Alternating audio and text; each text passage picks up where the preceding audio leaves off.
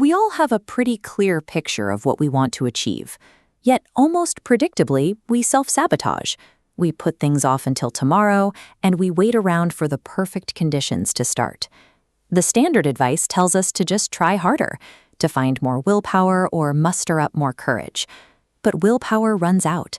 It drains the more you use it, leaving you exhausted and right back where you started. The real issue is that our brains are operating on outdated software. We are running a default operating system that misinterprets the friction of modern daily life as a literal existential threat. Freezing under pressure or stressing over failure are predictable processing inefficiencies built right into the system. Upgrading your life doesn't require a brand new personality.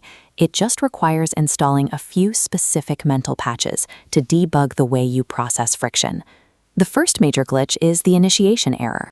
When you encounter a massive task, your brain often freezes simply because it cannot identify a clear place to begin.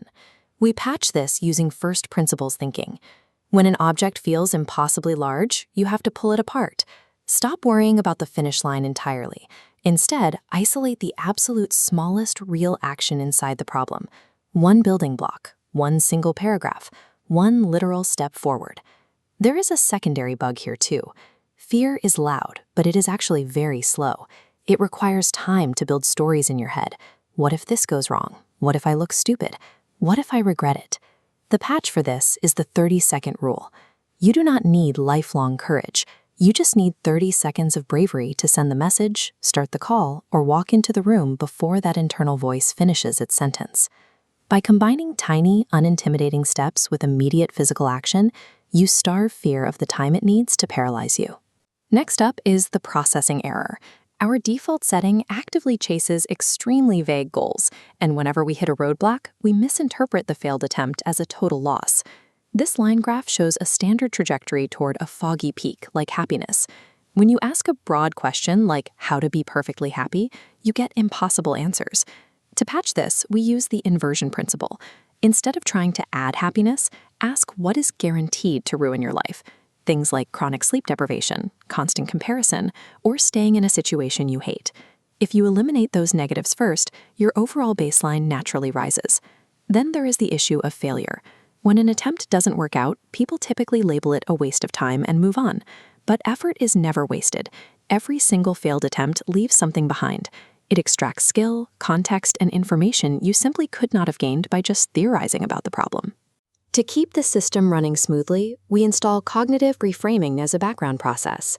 Small language shifts change your baseline. You don't have to go to work. You get to go to work and fund your life. You don't have to train. You get to move a body that still functions. Redefining failure as data gathering and daily duties as a privilege reduces the mental friction that usually drains your battery. This preserved energy becomes the fuel needed to sustain a long-term pursuit. The third glitch is the identity error.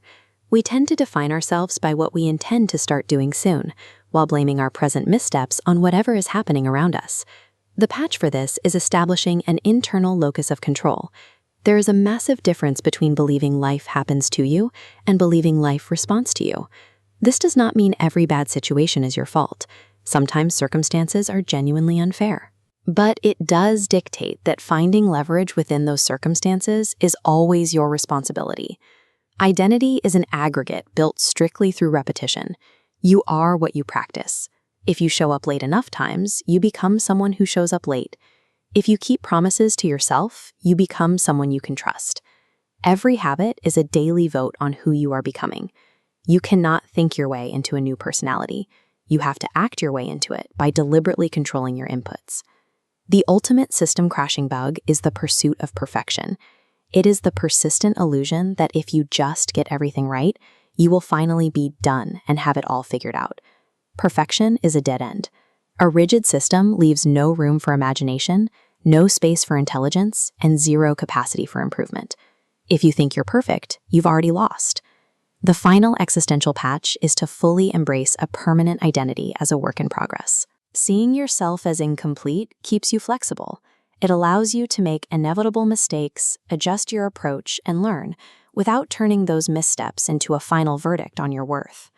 Installing these mental patches will never turn you into a flawless machine, but they will turn you into a highly adaptable system, a system capable of turning fear into immediate action, failure into forward momentum, and good intentions into reality.